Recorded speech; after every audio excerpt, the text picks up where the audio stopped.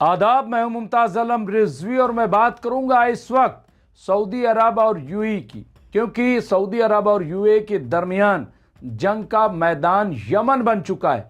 MBS यानी मोहम्मद बिन सलमान की फौज ने बरसाए बम, टुकड़े टुकड़े होगा देश यानी यमन।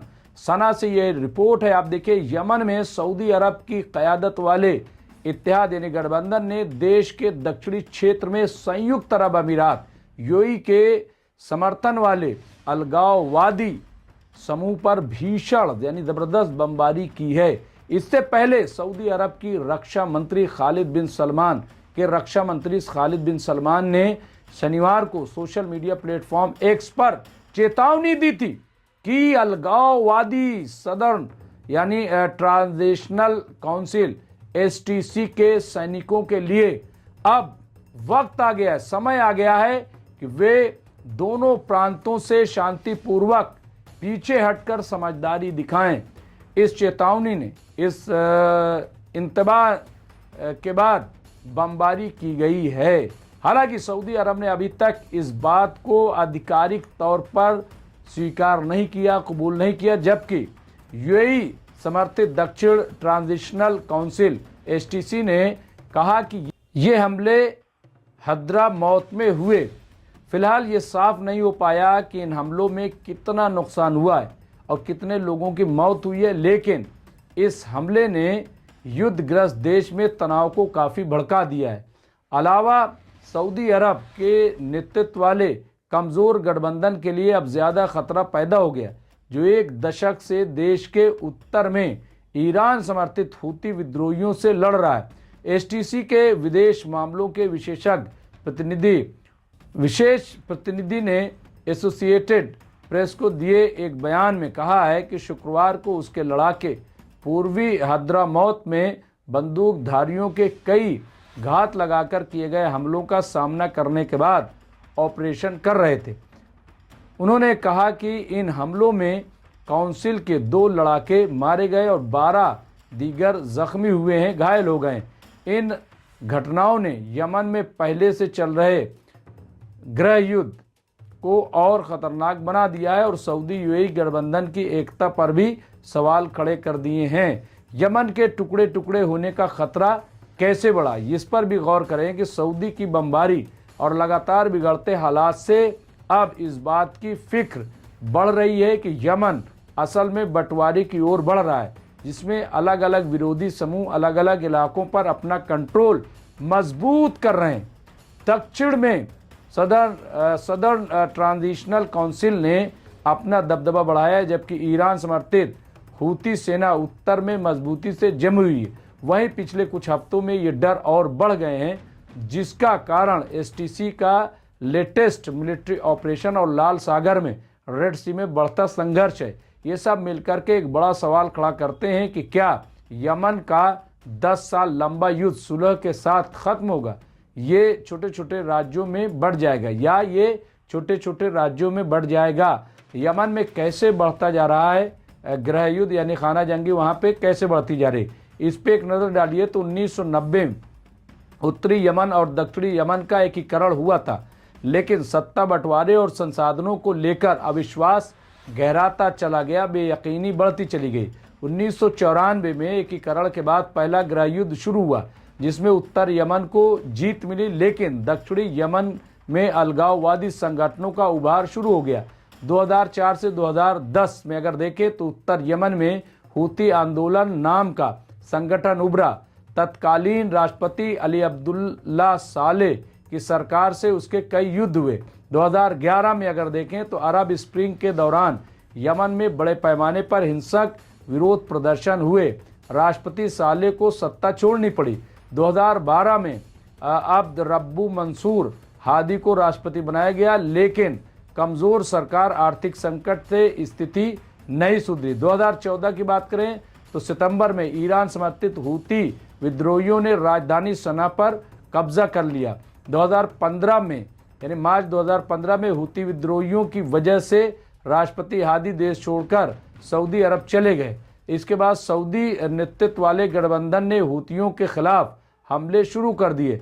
2016 से 2018 में देखें तो यमन का युद्ध पूरे देश में फैल गया। उत्तरी यमन पर हूती नियंत्रण स्थापित हो गया। दक्षिण में सरकार और सहयोगी गुट ने नियंत्रण कायम कर लिया। 2019 की बात करें तो दक्षिण यमन में यूएई समर्थित सदर्न ट्रांजिशनल काउंसिल एसटीसी ने सरकार से टकराव शुरू किया, जिससे सरकार के अंदर ही लड़ाई शुरू हो गई। यानी सऊदी अरब और संयुक्त अरब अमीरात के बीच टकराव यहीं से शुरू हुआ। 2022 में अगर देखें तो यमन में अस्थायी युद्ध विराम लागू है और शांति स्थापित करने की कई कोशिशें हुई हैं, लेकिन वो बेअसर साबित हुए हैं। सरकार और अलग अलग अलगाववादी संगठनों के बीच हिंसक झड़पें अभी भी जारी हैं। हद्रामौत और महरा पर कब्जा गठबंधन में बड़ी दरार। अल जजीरा के मुताबिक एसटीसी का कहना है कि उसके लड़ाके इलाके में एक वांटेड शख्स की तलाश और तस्करी के नेटवर्क को तोड़ने के लिए कार्रवाई कर रहे थे। वहीं स्थानीय आदिवासी नेताओं और प्रत्यक्षदर्शियों का यानी आईनी शाहिदीन का दावा है कि हवाई हमले दरअसल एसटीसी को चेतावनी देने के लिए किए गए हैं। हद्रामौत के एक प्रभावशाली आदिवासी नेता फायज बिन उमर ने एएफपी को कहा कि सऊदी अरब इस संदेश को साफ शब्दों में कहना चाहता है कि एसटीसी को आगे बढ़ने से रोक दिया जाएगा।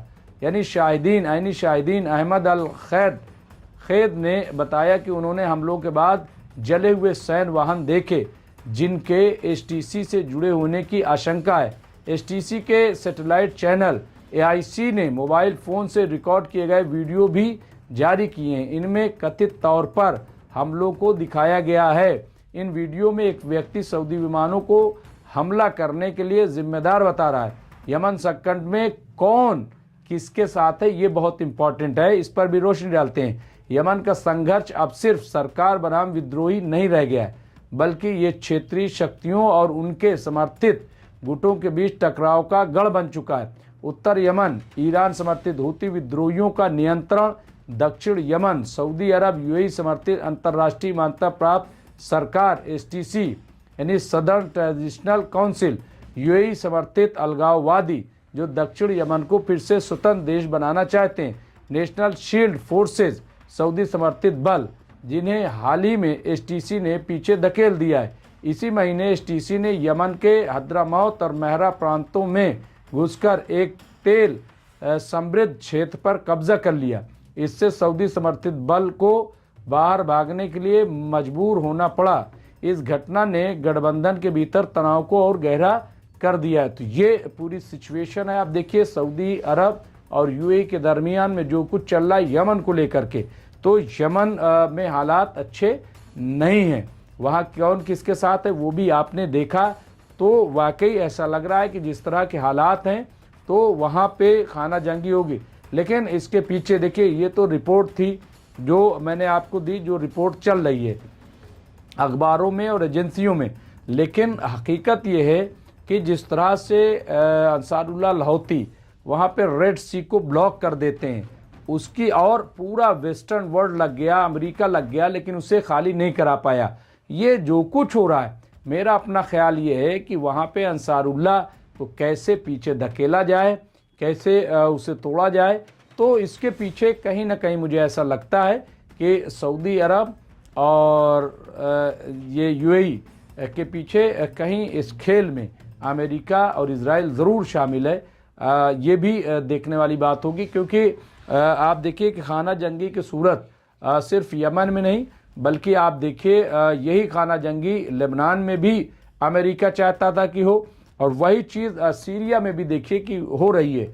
और इसी तरह की खाना जंगी अमेरिका और इजराइल ईरान में भी चाहते थे। और जहाँ जहाँ पे आप देखेंगे कि इस तरह की सिचुएशन है या तख्ता पलट की सूरत हाल है, तो उसके पीछे कहीं ना कहीं अमेरिका खड़ा नज़र आएगा, ख्वाह वो कहीं भी हो। तो ये भी अपने आप में एक पॉलिटिकल तज्जिया है जो मैंने आपके खिदमत में पेश किया। बहरहाल जो भी इस तरह खबरें होंगी देखते रहिए एमएमसी न्यूज़ इंडिया। बहुत बहुत शुक्रिया। मैं मुमताज़ आलम रिजवी।